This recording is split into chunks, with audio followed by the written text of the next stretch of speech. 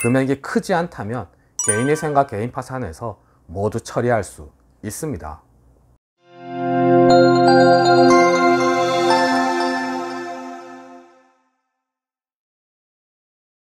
안녕하세요. 노태부 변호사입니다. 그리고 저희 AI 비서 보라입니다. 안녕하세요. 노태부 변호사의 비서 보라입니다. 네, 보라. 오늘의 주제는 뭔가요? 오늘은 체납된 세금과 사대보험 채무가 개인회생과 개인파산에서 어떻게 처리되는지 말씀드리겠습니다. 보통 사업을 하셨던 분들이 개인회생 또는 개인파산을 준비할 때 납부하지 못한 세금과 사대보험료가 문제됩니다. 특히 사업이 잘 되셨다가 어떤 이유로 갑작스럽게 사업이 어려워지신 분들은 과거 잘 되었을 때 부과되었던 상당한 금액의 세금과 사대보험료 때문에 고통받게 되시는데요. 오늘은 이 체납된 세금과 사대보험 채무가 개인회생과 개인파산에서 어떻게 처리되는지 말씀드리겠습니다. 변호사님, 그런데 세금과 사대보험료 채무는 비면책 채권 아닌가요? 비면책 채권인데 개인회생, 개인파산이 가능한가요? 질문 잘했습니다. 많은 분들이 오해하고 계시는 내용입니다. 개인회생과 개인파산의 최종 목적은 면책입니다. 개인회생은 장래의 소득으로, 개인파산은 현재의 재산으로 채무를 변제하고 난 후 남은 채무는 면책받아 소멸되는 것이 아름다운 결론이 되겠습니다. 그런데 비면책 채권이 있습니다. 비면책 채권은 법원으로부터 면책 결정을 받더라도 그 효력이 미치지 않는 겁니다.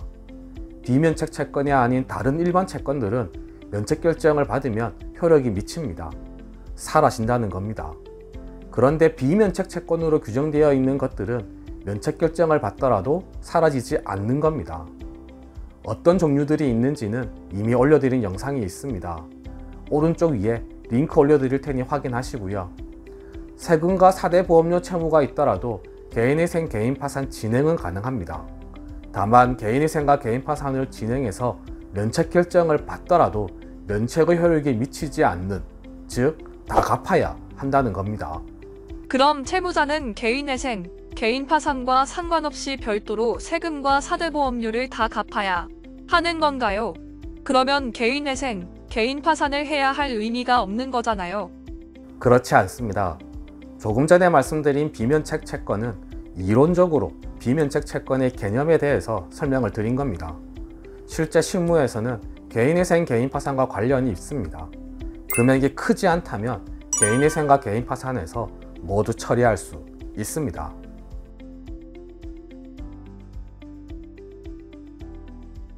기쁜 얘기이네요. 그럼 먼저 개인회생부터 설명해 주세요. 개인회생 실무에서는 체납된 세금과 사대보험료 채무는 채권자 목록에 올릴 수 있습니다. 채권자 목록에 올릴 수 있다는 의미는 세금과 사대보험료를 포함해서 개인회생을 진행할 수 있다는 겁니다. 다만 세금과 사대보험료는 우선변제 채권으로 분류됩니다. 비면책 채권이기 때문입니다.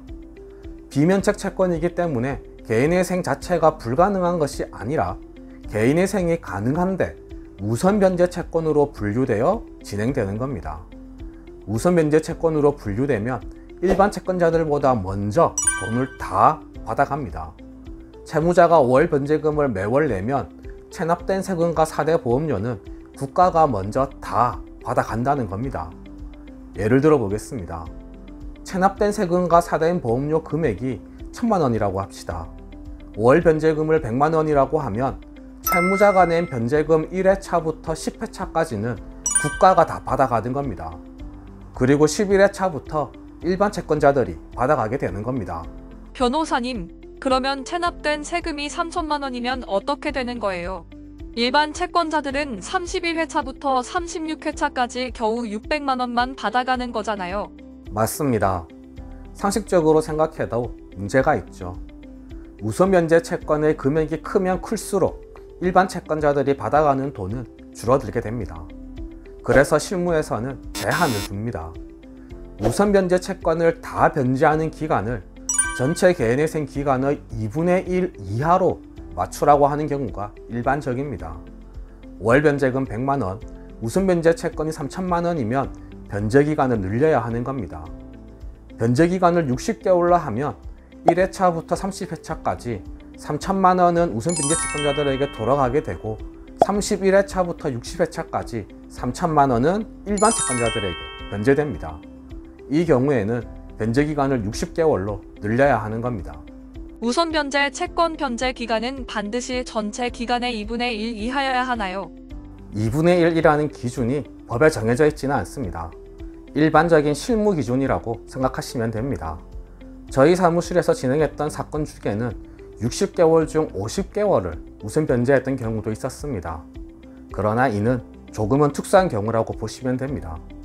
통상적으로는 2분의 1을 넘기지는 않도록 합니다. 참고로 월 소득이 너무 낮아서 생계비를 아무리 줄여도 60개월 이내에 우선 변제 채무가 모두 변제되지 않으면 그때는 개인회생이 불가능합니다. 개인 파산에서는 어떻게 처리되나요? 개인회생과 비슷한 면이 있습니다. 개인 파산은 채무자가 가지고 있는 재산으로 채무를 변제하는 겁니다. 법원에서 채무자의 재산을 환수해서 채권자들에게 배당을 하게 되는데요. 이 배당을 할 때 세금과 4대 보험료 채무는 개인회생과 동일하게 우선 변제되는 겁니다. 그러면 만약 채무자에게 재산이 있다면, 그리고 그 재산이 체납된 세금이나 4대 보험료보다 많다면 법원에서는 채무자의 그 재산을 환수해서 세금과 4대 보험료 채권에 우선 배당하고 나머지는 일반 채권자들에게 배당을 하게 되는 겁니다. 그리고 면책을 받게 되면 세금과 4대 보험료 채무는 이미 다 변제했으니까요. 일반 채무에 대해서는 면책을 받은 거고 결국 파산을 통해서도 세금과 4대 보험료 채무를 면책받는 것과 동일한 효과를 얻을 수 있는 겁니다. 물론 이 역시 조건이 있습니다. 세금, 4대 보험료 채무보다는 재산이 더 많아야 하는 겁니다. 세금, 4대 보험료 채무가 있으신 분들이 개인회생, 개인 파산을 준비할 때 유의해야 할 점이 있나요? 네, 있습니다. 간단합니다. 개인회생, 개인 파산의 관점에서는 만약 돈이 생긴다면 세금을 먼저 정리하는 것이 좋습니다. 앞에서 말씀드렸듯이 개인회생과 개인 파산 모두 제한사항이 있습니다. 따라서 세금, 4대 보험료 채무가 있으신 분들은 잘 계산하셔야 하겠습니다.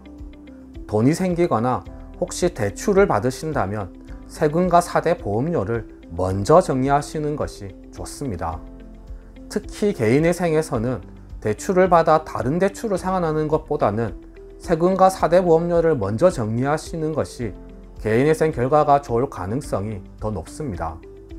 세금, 4대 보험료 채무가 있으시다면 미리 상담을 하셔서 결정을 하시는 걸 권해드립니다.